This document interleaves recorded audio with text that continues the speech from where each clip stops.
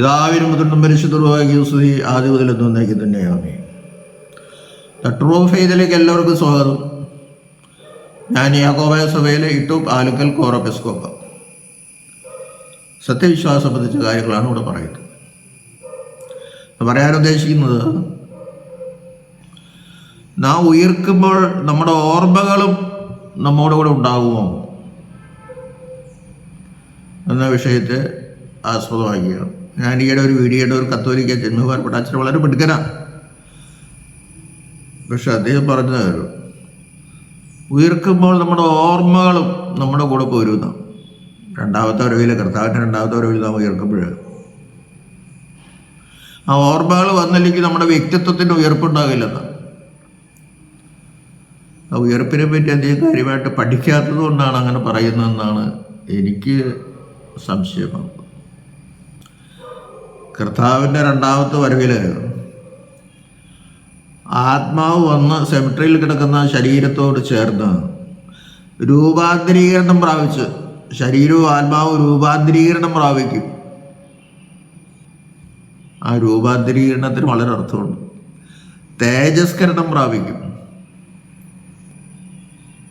ആ തേജസ്കരണത്തിൽ ആ ശരീരത്തിനും ആത്മാവിനെ എന്ത് സംഭവിക്കുന്നുവെന്ന് അച്ഛൻ ഓർക്കുന്നില്ല. ഈ രൂപാന്തരീകരണം പ്രാപിച്ച്, വലിയ തേജസ്കരണം പ്രാപിച്ച് നാം മധ്യാകാശത്തിലേക്ക് പറന്നു പോകുമ്പോൾ, എടുക്കപ്പെടുമ്പോൾ, കർത്താവ് മധ്യാകാശത്തിൽ പ്രത്യക്ഷപ്പെട്ട് ന്യായവിധി നടത്തി സ്വർഗത്തിലേക്ക് നരകത്തിലേക്ക് പറഞ്ഞു കൊടുത്തു. സ്വർഗവും നരകവും അപ്പോഴുള്ളൂ എന്നാണ് ഞങ്ങളുടെ വിശ്വാസം. സ്വർഗം നരകവും അപ്പോഴുള്ളൂ വെച്ച് നമ്മെ സംബന്ധിച്ചിടത്തോളം അപ്പോഴേ ഉള്ളൂ. അതുവരെ ഭരിക്കുന്നവർ ഒന്നുകിൽ പാതാളത്തിൽ അല്ലെങ്കിൽ പരദീസയിലേക്ക് പോകുന്നു. അപ്പോൾ അത് വിശദമായിട്ട് പോകുന്നില്ല. ഇവിടെ നമ്മൾ ചിന്തിക്കേണ്ടത്, നമ്മളിവിടെ നിന്നും പരലോകത്തേക്ക് മാറ്റപ്പെടുമ്പോൾ ഈ ലോകത്തിൽ ഓർമ്മകളൊന്നും നമ്മൾ കൊണ്ടുപോകുന്നില്ല, കൊണ്ടുപോകാൻ സാധ്യവുമല്ല.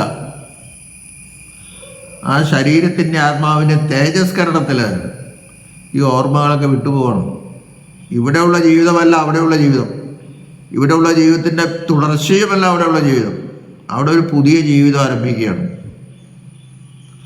ഒരുപക്ഷെ നമ്മുടെ മാതാപിതാക്കളെയോ ബന്ധപ്പെട്ടവരെയോ ഒരു ഒരു ഒരു ഒരു ദർശനം എന്ന പോലെ പെട്ടെന്നൊന്ന് ഒരു കാണാൻ സാധിച്ചില്ലെന്ന് ഞാൻ പറയുന്നില്ല.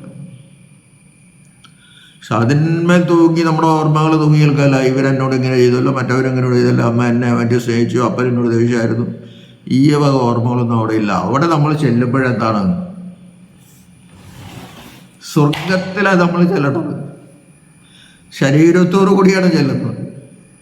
അവിടെ വിശുദ്ധ തൃത്വം എങ്ങനെ ആയിരിക്കുന്നോ ആ അവസ്ഥയിൽ അവരെ കണ്ട്, അല്ലെങ്കിൽ പിതാവിനെയും പുത്രനെയും പരിശുദ്ധരുമായി കണ്ട്, വിശുദ്ധ തത്വത്തെ കണ്ട് അവരെ നമസ്കരിക്കുക, ആരാധിക്കുക, പാട്ടുപാടുക, സ്തുതിക്കുക.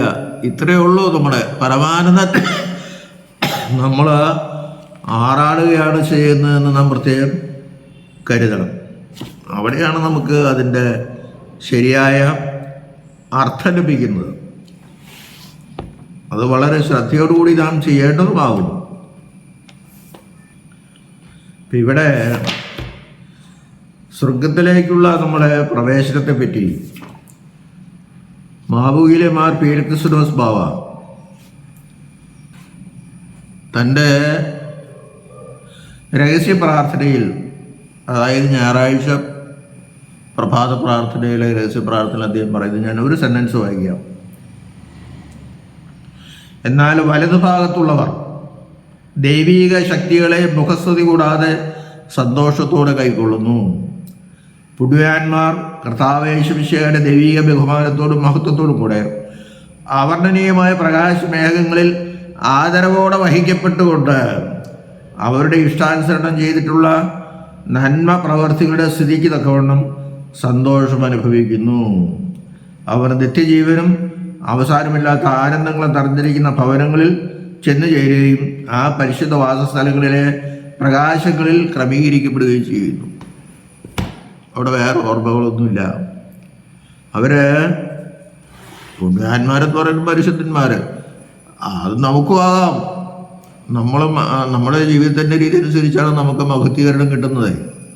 അപ്പോൾ അവർ പ്രകാശമേഘങ്ങളിൽ ആദരവോടെ വഹിക്കപ്പെട്ടുകൊണ്ട് അവരുടെ ഇഷ്ടാനുസരണം ചെയ്തിട്ടുള്ള നന്മപ്രവർത്തികളെ ശ്രദ്ധിക്കത്തക്കവണ്ണം സന്തോഷോത്ഭവിക്കുന്നു. അവർ സത്യജീവനും നിത്യജീവനും അവസാനമില്ലാത്ത ആനന്ദങ്ങളും നിറഞ്ഞിരിക്കുന്ന പ്രകാശ ഭവനങ്ങളിൽ എത്തിച്ചേരുകയാണ്.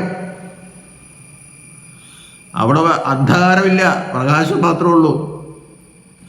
എല്ലാവരും ഒരുമിച്ചാണ്. പക്ഷെ അങ്ങോട്ടും ഇങ്ങോട്ടും പരസ്പരം അറിയുന്നവനോ സംസാരിക്കുന്നവനോ അല്ല കൂടുതൽ. അവിടെ അങ്ങനെ ഒരു വിഷയമില്ല. എല്ലാവരും ഒരുമിച്ച് സ്വർഗത്തിലെത്തി നല്ലൊരു